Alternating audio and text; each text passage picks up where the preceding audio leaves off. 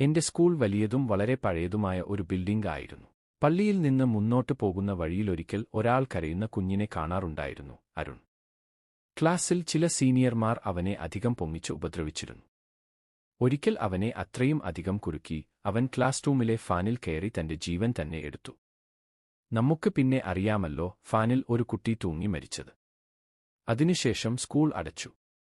Case വച്ചു. പക്ഷേ എല്ലാം ശാന്തമായി പോയി.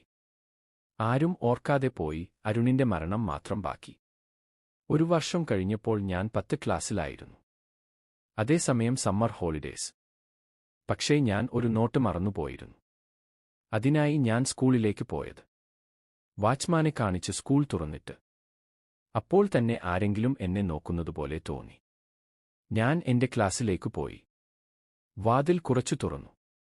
അപ്പോൾ തന്നെ ഒരു ചെറിയ ചിരി. അരുൺ. ഞാൻ വിളിച്ചു. പക്ഷേ ഞാൻ തന്നെ പേടിച്ച് സംസാരിക്കാൻ കഴിയാതെ പോയി. ക്ലാസ് റൂമിനകത്ത് കയറി. കക്ഷികളിലെ പാതി ഇരുണ്ടതായി തോന്നി. അപ്പോൾ ഫാൻ പ്രവർത്തിച്ചു തുടങ്ങി. കറന്റ് ഇല്ല. ഫാൻ എവിടെ നിന്നാണ്? പുറത്തു പോകാൻ ഞാൻ നോക്കി. വാതിൽ അടഞ്ഞു. അതും നമുക്ക് കാണുമ്പോൾ ആരെങ്കിലും തന്നെ അടച്ചതുപോലെ.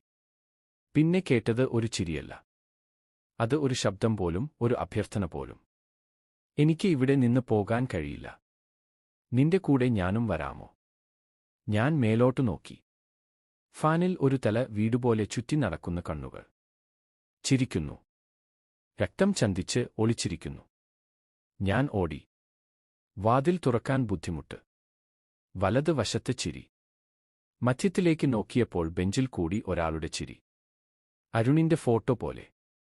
വളരെ വലിയ ശ്രമത്തോടെ ഞാൻ വാതിൽ തുറന്നു. പുറത്തേക്ക് ഓടി. പിന്നെ തിരിഞ്ഞു നോക്കിയില്ല. അതിനുശേഷം ഞാൻ സ്കൂൾ മാറ്റി. ഇനിയും എന്റെ സ്വപ്നങ്ങളിൽ അരുണ് വരും.